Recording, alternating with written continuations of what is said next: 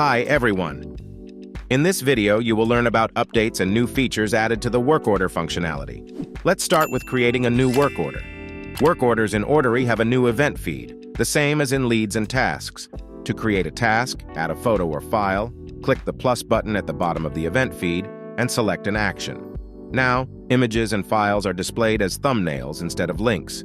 To add a comment, type in the text in the field, and to make your comments private, click on the eye icon. At the top, you can display all events or only comments.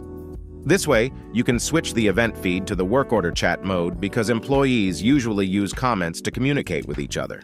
The button for printing documents is now to the left. You can also see the number of documents selected. Next, let's talk about a new payer field. You can add this field in the work order form editor.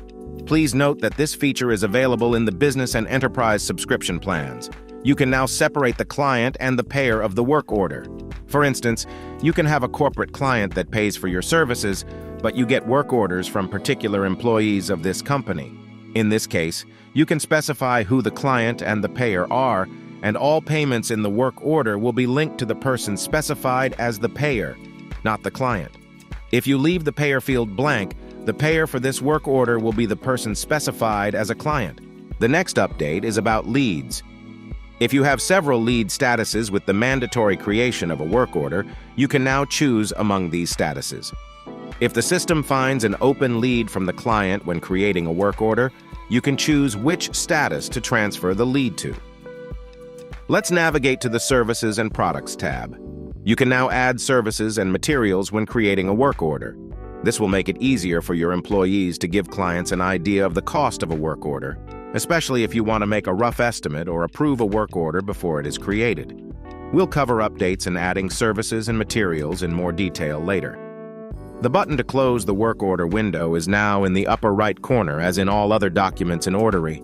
Let's look at what's changed in the work order processing. First, please note that the buttons for printing documents, communicating with clients, and additional actions are now located at the top of the work order instead of in the event feed or at the bottom. The next improvement is the updated logic of adding products and services.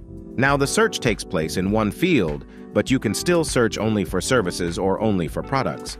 Also, the search displays a category tree for services and products, so if you work with a particular device or vehicle, you can easily find all the services and spare parts you need.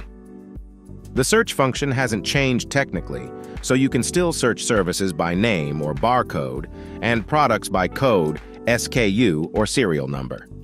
After you select a service, it is added to the table. And if you add products, you need to specify the quantity and price. If the products are in different warehouses or bins, you can specify from which warehouse or bin you want to write them off. There is also one helpful update here, which concerns the quantity of products. Now, to change the quantity of an item, you do not need to delete it from the work order and add it again in the required quantity. You can edit the quantity of the product in any direction, increase or decrease. Plus, you can now add the same item in different quantities and with different prices to different employees.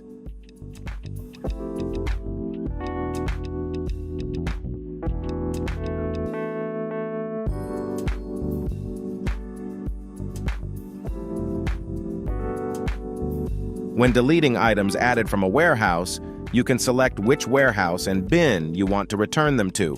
By default, the warehouse and the bin from which the item was added will be selected automatically, but you can make edits here. This feature is handy for those who once deleted the warehouse from which the items were added to the work order. Previously, such users could not delete the items because there was no place to return them. I also want your attention to the button in the field for products and services search. This is the button for pinning a list. For instance, if the list is not pinned, it will automatically close when you find the needed product. If the list is pinned, it will remain open after you add a service or product. This is helpful if you want to add several services or products from the same category. We have also improved the Payments and Invoices tab. There is a separate section, Invoices, where you can create an invoice for the work order.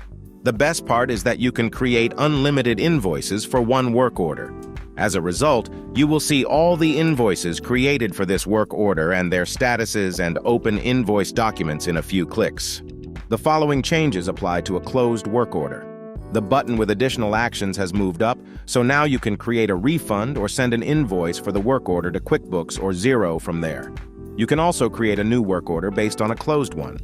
Please note that the name of the action has been changed. Click the Continue in a New Work Order button and select a work order type. In the upper part, you can also see information about the total warranty period for this work order if the work order contains products or services with a warranty. The following changes relate to access rights and employee roles. In the Work Orders block, you'll find a new permission. Can set the custom price for products, which allows you to set any value in the price field for products and work orders. Thus, you can allow employees to choose among the standard prices and not allow them to set their own prices for products. What do you think of these updates? Leave your feedback in the comments or contact customer support. Have a nice day.